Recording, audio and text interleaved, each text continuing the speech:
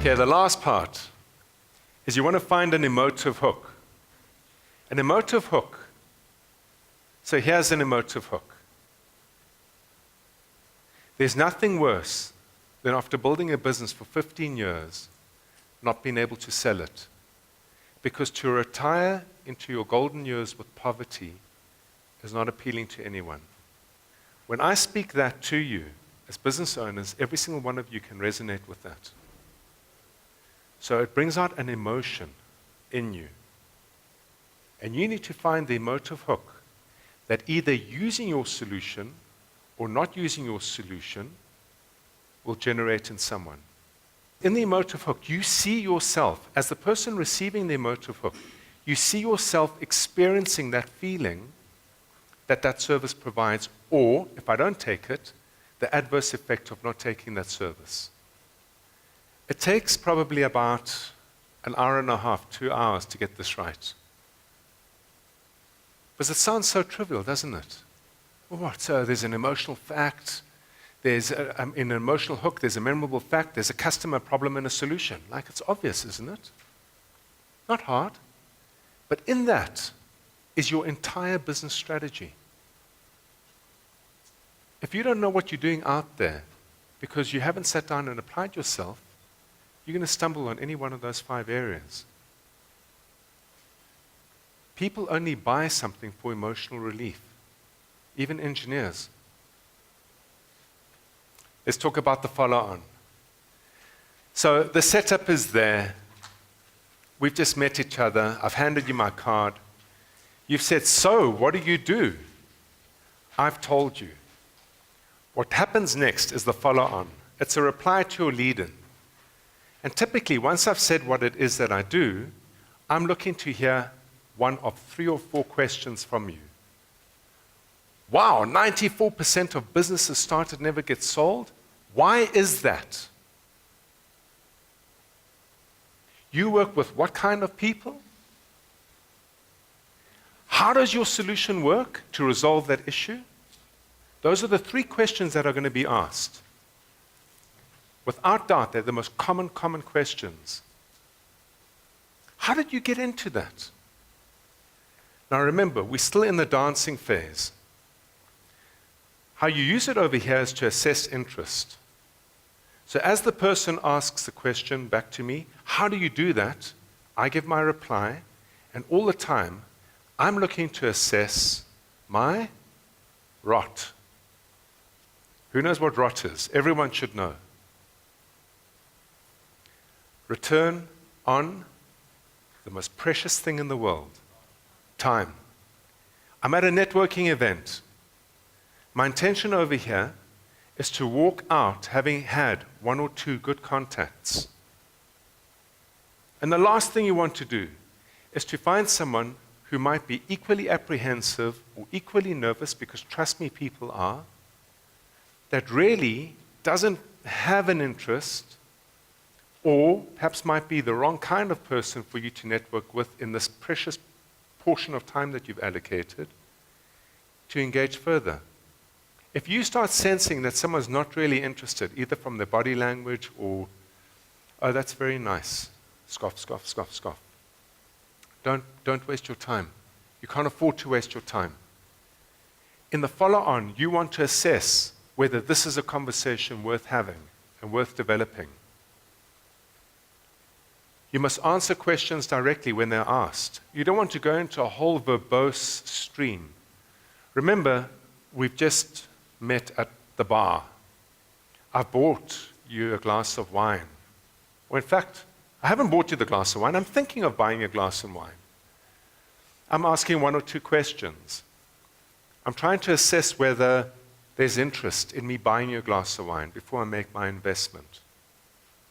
It's in the dancing stages, the very early stages.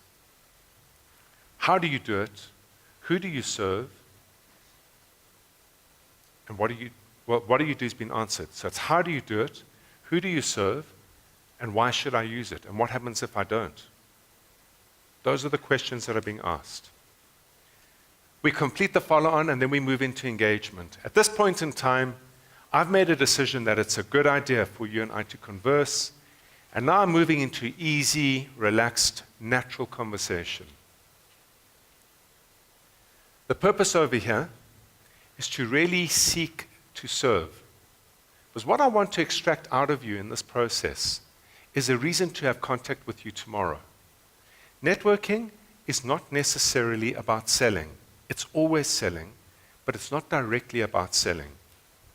So what I want to know from you is, in the casual conversation, oh, you know, these plumbers, they're such a problem. But don't worry about it.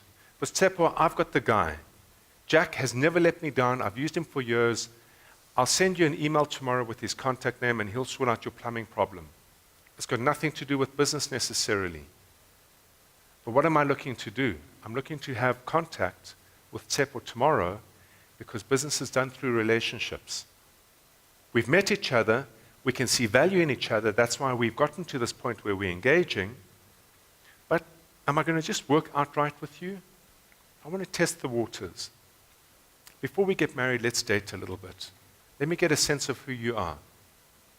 The most important thing over here, you are trying to get the person in front of you to tune out of 702 and to tune into YFM. What's in it for me? If they can see value in you, be it a contact, be it access to a bicycle at a better price, be it access to accommodation because you know them and they know you. Whatever it is, you want them to tune into you in relation to what they need and what they want. That's what you're seeking to find over here. Before you go into engagement, you must always remember to look in the mirror because all of you will see the exact same thing. You will see 2 ears and 1 mouth. Engagement is about asking the questions and listening. Whenever you engage with people, you never ask a closed question.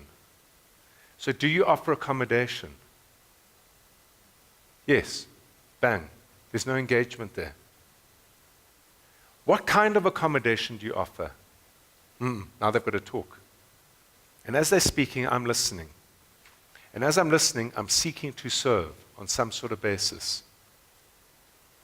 Open-ended questions. Let's avoid the complicated things like politics, religion, but you'll get a sense as to whether a conversation's uncomfortable or not. Avoid them. It's light, it's relaxed, it's easy. Get that person to do the talking. The art of asking an open-ended conversation is your greatest strength. When I sat on that aeroplane, I literally spoke for about 5 minutes. The remaining 25 minutes to an hour was this guy yabbering off about the cell phone industry and how it's grown overseas. And that in South Africa, we're at the earliest stages of it. It was very interesting. Finally, if you've done your engagement properly, you're going to move into the final stage, and that's about cementing. Cementing is really following through on your call to action.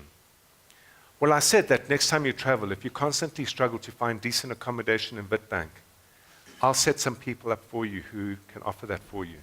The next day, bang, I'm on the email, I make the introduction, and why am I doing that? It's turning the talk into walk. It's building the early stages of, hell, I met Pavlo, and you know what? He's reliable, he does what he says. Those are the foundations of trust, aren't they?